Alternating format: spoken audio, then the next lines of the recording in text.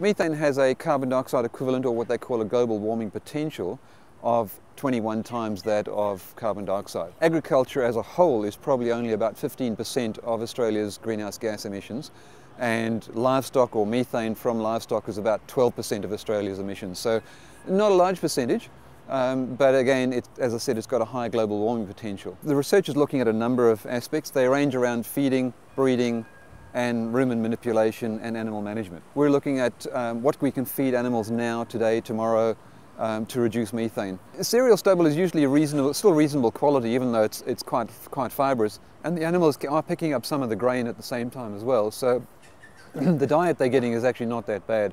Their methane emissions wouldn't be necessarily higher than they would be on pasture. Some of the forage crops do help. The rapes and kales, chicories, and in particular lucerne will actually reduce methane relative to, say, a summer ryegrass that might be stalky and going to seed. Certainly Eremophila, there's some evidence that there's chemicals in there that will actually reduce methane from the sheep. Saltbush, unfortunately, is likely to more increase methane than decrease it. We've also looked at what additives can be brought in, so what byproducts of other processes. Products out of bioethanol production, so hominy meal, brewer's grain, grape marc out of the wine industry, cottonseed, and products out of biodiesel, like cold-pressed canola, for example. So the research is saying methane is a high form of energy.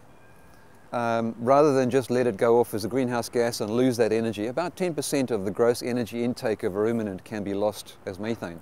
And we're saying, well, can we put that back into production somehow?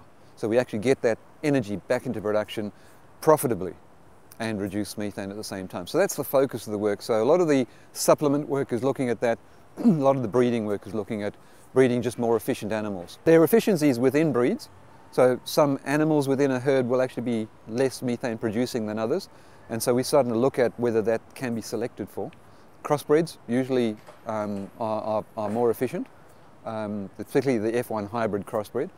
But generally, per unit dry matter intake, it's the amount of fibrous forage they get into their rumen that really makes a difference. The Carbon Farming Initiative might provide an incentive mechanism, but it's not going to be the primary driver of the change. So strategies should be chosen based on their production efficiency, and do they make profitable sense in the first place? And then the Carbon Farming Initiative income would be the cherry on the cake rather than the primary driver.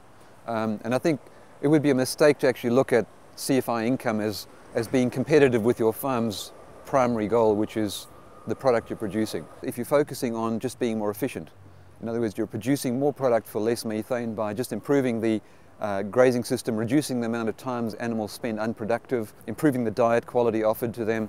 All of those reduce the emissions intensity of the product you're producing, and both can win, both the production efficiency as well as the environment.